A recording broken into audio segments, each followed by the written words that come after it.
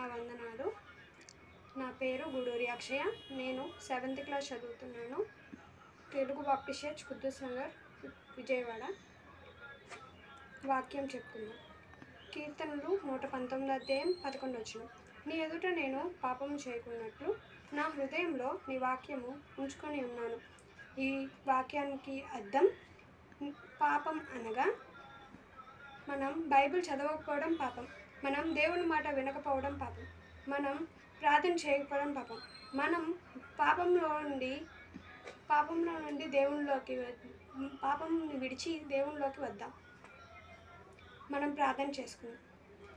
స్తుతి స్తుతి స్తుతి స్తుతి ప్రేమోడ తండ్రి, కృపగల నాయన, నీకే వేలాది వందనాలు, స్తుతి నాయన. అయ్యా మరి పాపంలో మమ్మల్ని వెళ్తున్నాం ప్రభా. పాపంలో నుంచి మమ్మల్ని ప్రభా, పాపంలోకి వెళ్లకుండా మమ్మల్ని కాచి కాపాడినందుకు నీకే వేలాది వందనాలు, స్తుతం తండ్రి. అయ్యా మరి పాపంలోకి వెళ్లకుండా ప్రభా, నీ సన్నిధానంతో ప్రభా నీ వెంట వచ్చేలాగా దయచేయండి. మీరు సహాయం మాకు దయచేయండి ప్రభా. యేసు పరిశుద్ధ పుణ్యనామములో ప్రార్థించి అడివేకున్నాం పరమ తండ్రి. ఆమేన్.